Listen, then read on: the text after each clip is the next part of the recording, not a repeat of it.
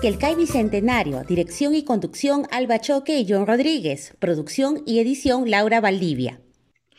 Buenas tardes amigos, bienvenidos a Quelcay Bicentenario, programa dedicado al patrimonio y el arte en nuestro país. Camino al 2021, hay mucha historia por recorrer, no solamente en los sucesos históricos, sino en sus diversos aspectos, incluyendo el patrimonio. En esta ocasión nos acompaña Pedro Vargas Nalbarte. Él es licenciado en Arqueología por la Universidad Nacional Mayor de San Marcos, director del proyecto de investigación arqueológica Huaca Fortaleza de Campoy y docente a tiempo completo en Senfotur.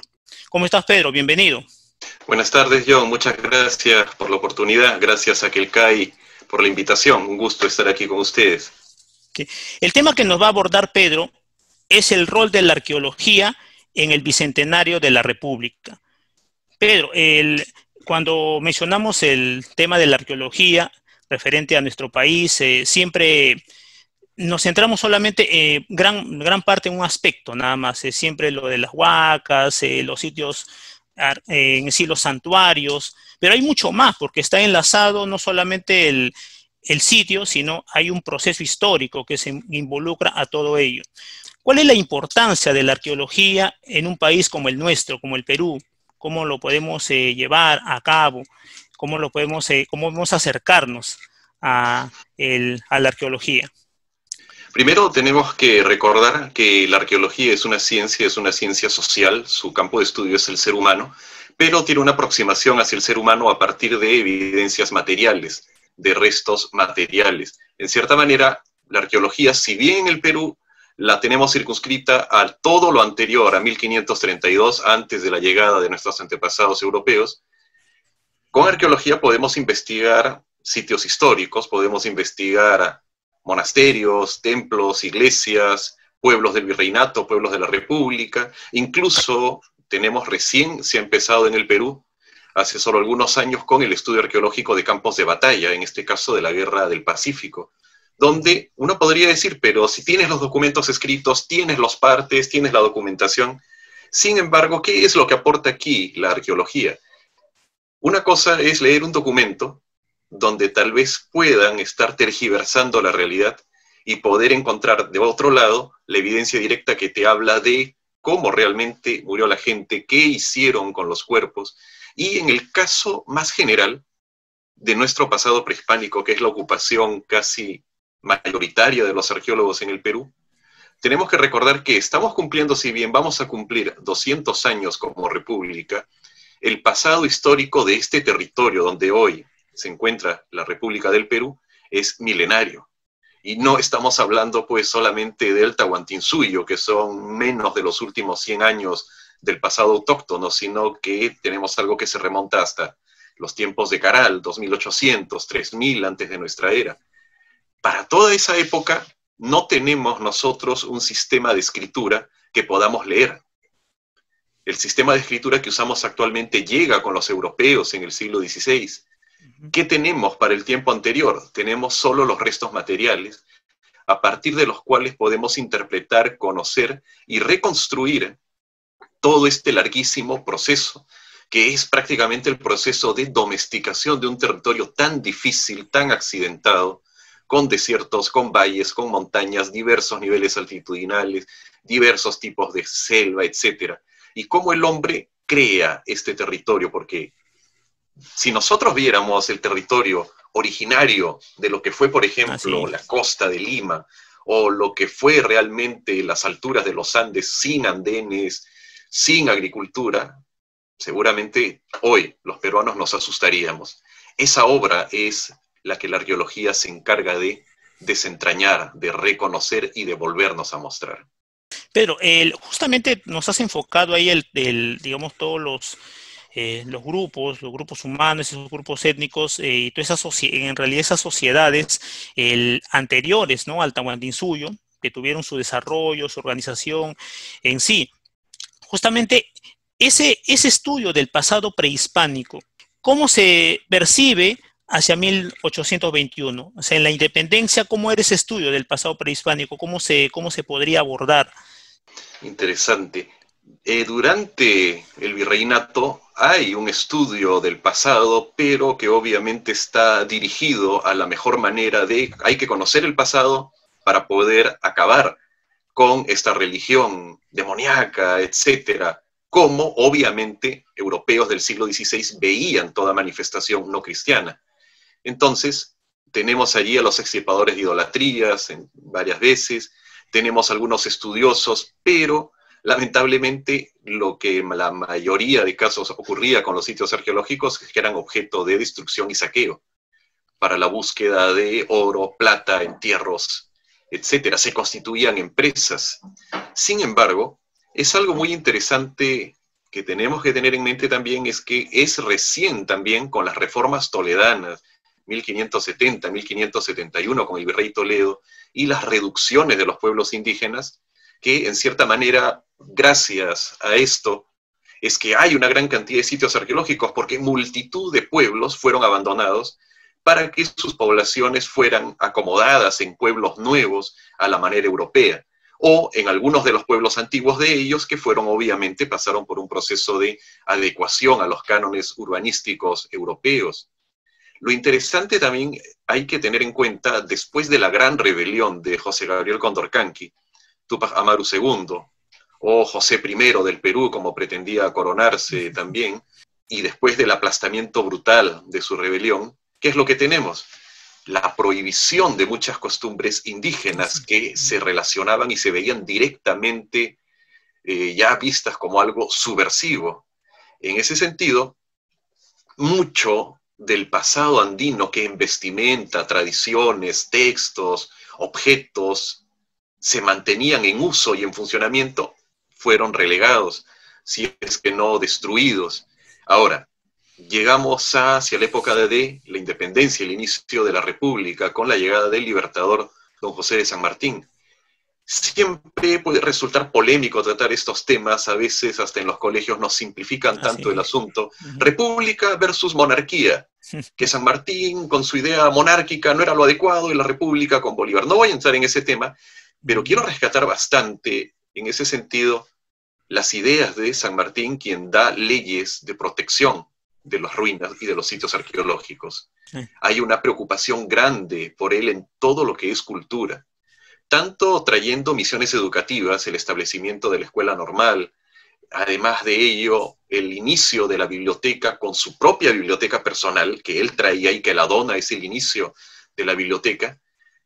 Pero además de esto que demuestra la gran cultura del Libertador, hay que analizar otras cosas ahí. Una de sus primeras opciones era restablecer la monarquía indígena aquí, buscar a los descendientes de las últimas panacas que estaban ahí en el Cusco, que todavía existen, ¿no es cierto? Hay unos estudios genealógicos interesantísimos.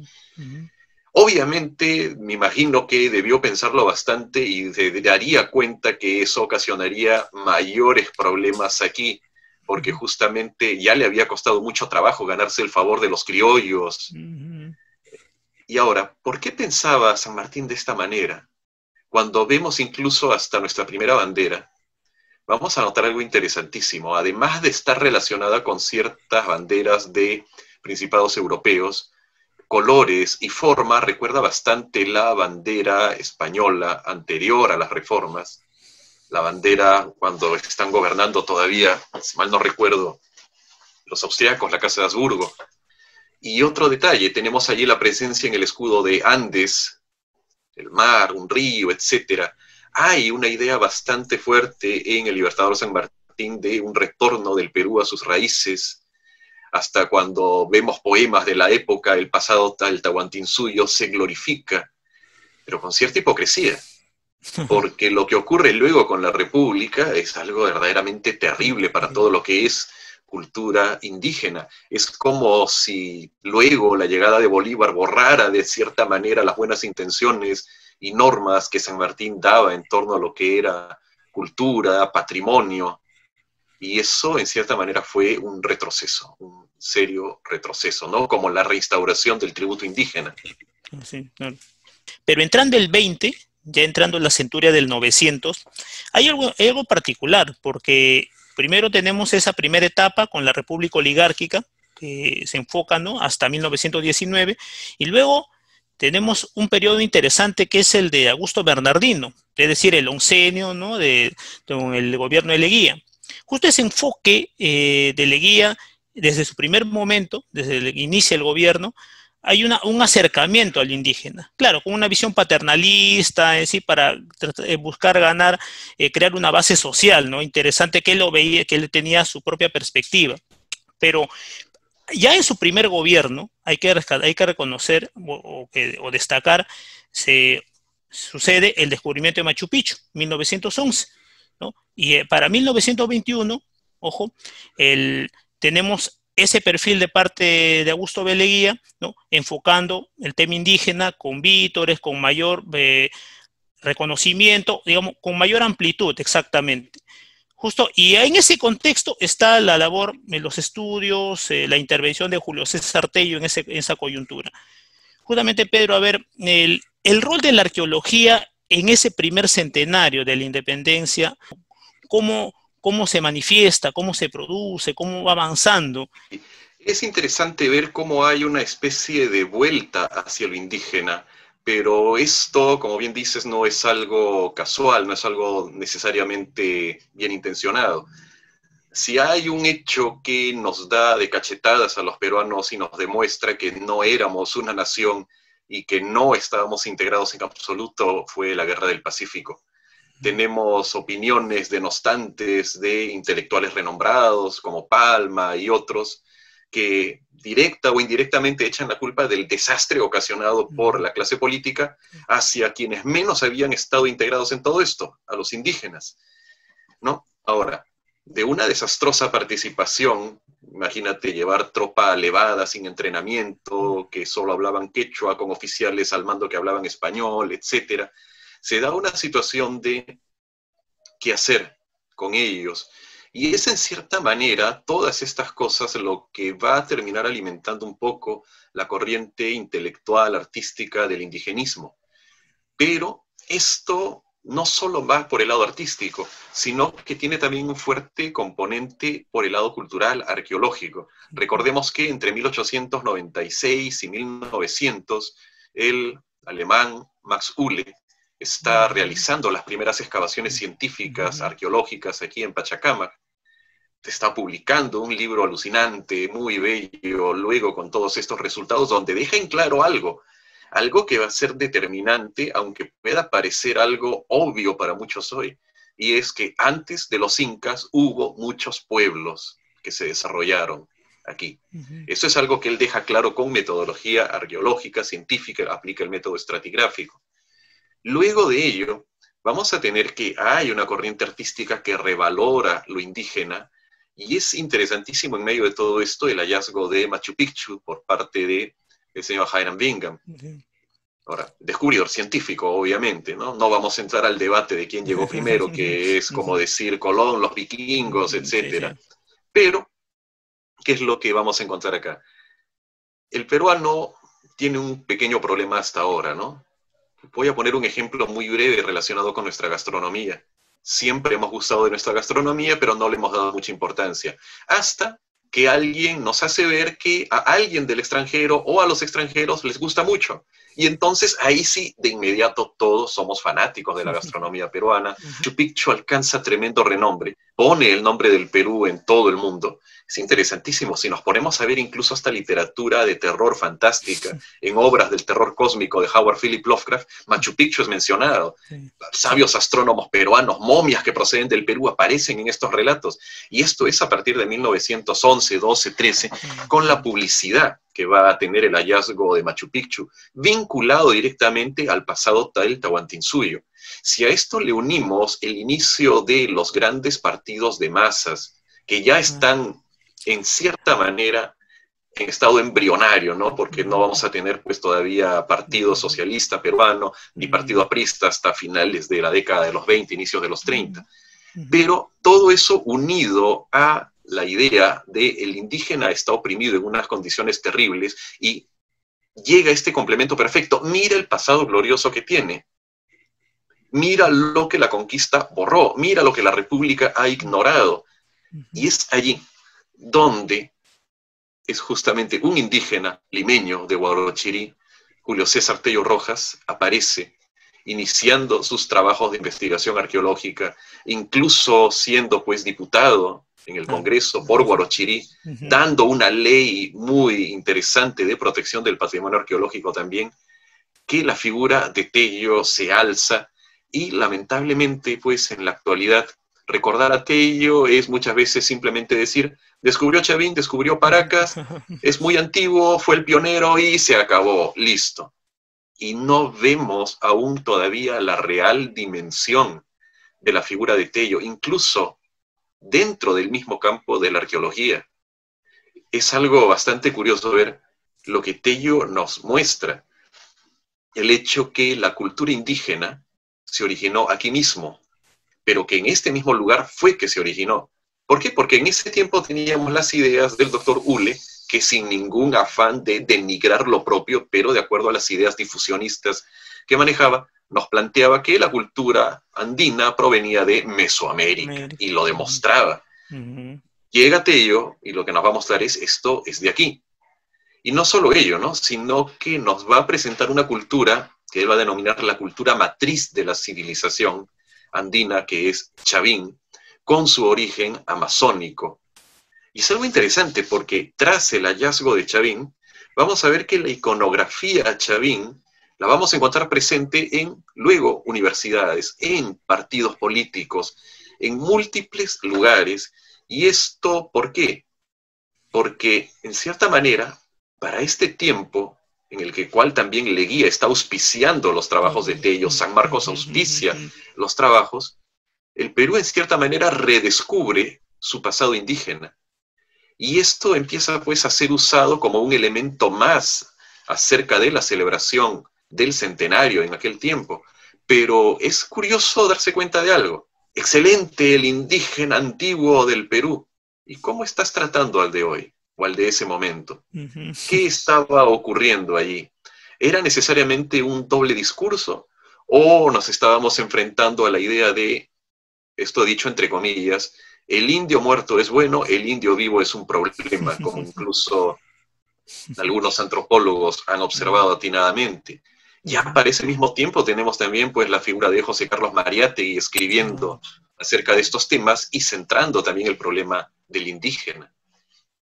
Ya, justo, mira, si observamos este panorama, ¿no? La figura de Tello es vital en ese momento, ¿no? Su labor política, y además el enfoque que precisa acerca de la investigación, la conservación del patrimonio, o sea, en sus estudios, ya todo esto que involucraba está en nuestro país y por lo tanto, al ser el propio, marca una identidad, es la identidad, es una imagen para nosotros, o sea, para los peruanos, que lo tenemos ahí presente tras los hallazgos, los descubrimientos. En ese contexto, la importancia de los estudios de Julio César Tello mirando la identidad peruana, ¿cómo lo podemos plasmar, Pedro? Yo creo que muchos aspectos que aún el Perú no ha resuelto tendrían una solución interesante regresando a las ideas de Tello. Tello es un fanático del Tahuantinsuyo, la revista que funda se llama Inca. Tenemos múltiples cosas asociadas a ello, pero si algo vital hizo Tello es mostrarnos la profundidad temporal de que tenía la civilización, para lo que en ese tiempo era lo más antiguo, Chavín. Mostrarnos que había una diversidad de pueblos tremenda, que luego llega a un alto nivel de unificación con el Tahuantinsuyo. Y esto es algo que todavía el Perú no resuelve. Démonos cuenta de algo. Somos una república, somos una unidad, pero estamos tremendamente divididos. El Tahuantinsuyo, a porrazos o de buenas maneras, consiguió tener en unidad durante casi un siglo a tremenda diversidad de pueblos, de lugares distantes tan disímiles. Los trabajos de Tello nos muestran cómo la religión, cómo la comunicación, fueron aspectos vitales para lograr esto, no solo por el Tahuantinsuyo, por los incas del Cusco, sino también por diversas civilizaciones. Y por otro lado, no quiero dejar de tocar el tema que Tello no solamente pensaba en términos estrictamente científicos. Es muy cuestionado, pero hay que ubicarlo en su tiempo. Tello dirige la reconstrucción de lo que él llamaba el Templo de la Luna, que ahora conocemos como el Ayahuasi o el Mamacuna de Pachacamac. ¿Y cuál fue la idea de Tello con esto? La idea de Tello era la de mostrar en un lugar cerca de Lima la magnificencia del pasado indígena del Perú. Estaba pensando a un nivel de publicidad, de, ¿cómo decirlo?, propaganda estatal a través de nuestros monumentos, de la misma manera como ya se estaba haciendo en México, como se estaba haciendo en otros lugares del mundo. Ahora, no quiero decir con esto que sea una simple exaltación del pasado, pasadista, sino que la idea de que los lugares sean visitados nos estaba abriendo las puertas también hacia lo que era la gestión cultural, el manejo adecuado de los sitios arqueológicos, cosa que no se va a retomar en el Perú, sino pues hasta finales de la década de los años 50, con el doctor Arturo Jiménez Borja, en también los muy cuestionados trabajos en Puruchuco, en parte de Pachacamac también, en Huaca Santa Catalina, un sitio olvidado en La Victoria, que está restaurado, en buen estado de conservación, en medio de un parque, y es una prueba más que los peruanos tenemos tantas cosas para mostrar, para trabajar con ellas, y como digo, no solo conociendo el pasado prehispánico, sino también haciendo gestión cultural con esto, y no lo hacemos. Y no lo hacemos, ¿no? Muchas veces nos llenamos la boca con el tema del turismo, y sin embargo, ¿en qué centramos todo? Machu Picchu, punto, se acabó. Cusco, Machu Picchu. En Lima, excelente, tenemos Pachacamac y desde hace 20 años se ha abierto paso también Huaca Pucllana, pero ¿acaso es lo único de Lima? ¿No? Tenemos mucho más. Y en ese sentido, la labor de Tello fue vital en la protección y en salvar de la destrucción numerosos monumentos de Lima y otros en los cuales no se pudo realizar esto. Yo creo que el tema del trabajo de Tello y su importancia, no solo para la arqueología, sino para la identidad peruana, merece ya ser valorado, trabajado y difundido. Tello debe dejar de ser simplemente, como lo vemos siempre, aquel señor de los anteojos extraños, o que está con una brochita sacando una cerámica o limpiando alanzón monolítico, ¿no? Es más. Mire, ya mirando hacia el 2021, ya nos queda un año para aquel acontecimiento en la fecha formal de 1821 a 2021, pero ¿cuál es el panorama ahí, por ejemplo, de la arqueología de camino al Bicentenario? Yo soy muy realista y veo una situación bastante complicada. Veo un Ministerio de Cultura que lamentablemente no tiene el poder ni aparentemente la decisión de realizar acciones efectivas de protección del patrimonio cultural. En cierta manera, los arqueólogos, muchos aquí en Lima, han virado de hacer investigación a convertirse en gestores culturales, lo cual en cierta manera está muy bien. Pero los sitios arqueológicos, para poder ser presentados al público, hacer turismo en ellos, o hacerlos como muchas veces se hace, telones de fondo de eventos, de congresos, de ballet, de poesía, de volar cometas, de pasear perritos, excelente. Hay que investigarlos, hay que conocer qué son, necesitamos ver qué son. Y eso es algo que está quedando un poco de lado. Otro aspecto en ese sentido, y que puede sonar tan contradictorio, que prácticamente la única gran obra que el Perú inaugurará de repente con motivo del Bicentenario es un nuevo Museo Nacional de Arqueología ubicado dentro del área arqueológica de Pachacamac, un tema en el cual prefiero no entrar en mucho detalle, pero es interesante ver que siempre está presente la idea de resaltar ese pasado. La idea de la República en 1821 era algo interesante. Hasta se siente como una especie de... ¿Es el fin de la dominación extranjera española? Correcto.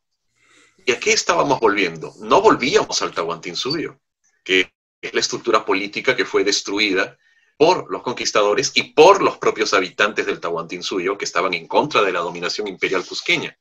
No volvimos al Tahuantinsuyo, prácticamente fue una continuación del virreinato, bajo el nombre de república, en manos de los descendientes de muchos de estos españoles, pero dejando de lado al tremendo componente de la población. Ahora, eso quiere decir dejar de lado lo español, lo europeo, centrarnos solo en lo indígena, o como otros piensan, ¿no? De repente hay que centrarnos solo en lo europeo porque es el desarrollo, lo indígena, no. Tenemos que pensar que el gran aporte de la arqueología es mostrarnos esta diversidad que este territorio, por sus condiciones geográficas, ha tenido siempre.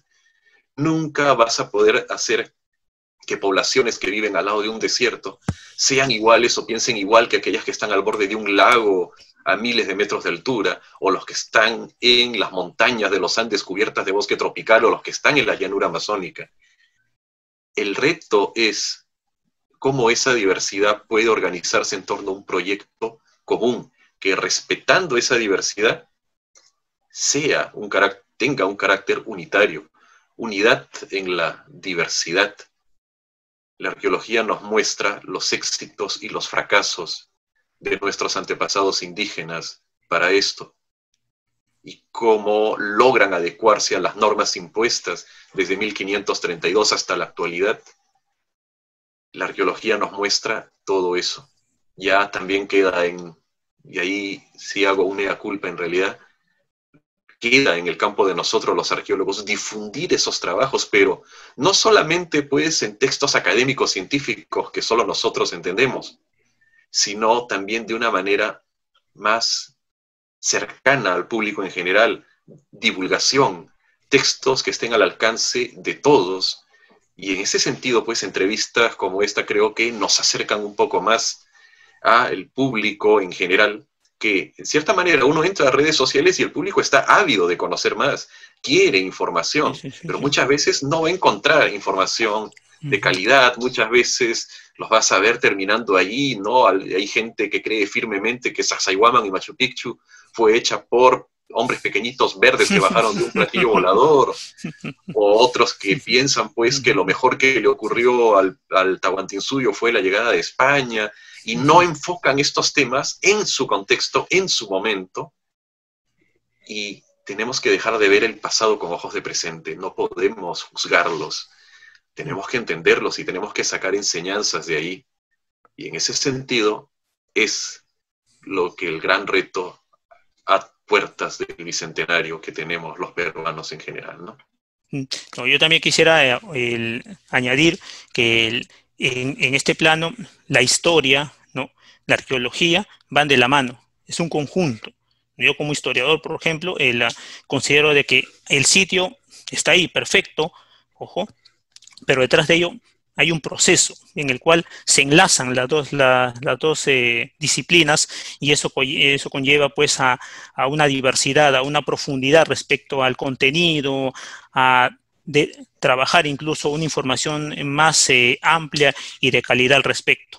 Pedro, te agradecemos mucho por la intervención, nos has aportado excelente todos estos detalles acerca, ¿no?, no solamente de la arqueología, sino de la labor de el padre de aquella, que es Julio César Tello Rojas, y todos los detalles que nos va a permitir poder proyectar toda esta información en realidad camino al 2021, que es la llegada donde tenemos que llevar adelante un proceso histórico mucho más amplio, concatenado a diversas disciplinas. Bien, agradeciendo nuevamente tu participación, Pedro, y amigos, nosotros nos reencontramos la próxima semana en un nuevo programa con un nuevo invitado y más novedades aquí en Quelcay Bicentenario, Patrimonio y Arte por siempre. Gracias. Muchas gracias. Quelcay Bicentenario, dirección y conducción Alba Choque y John Rodríguez, producción y edición Laura Valdivia.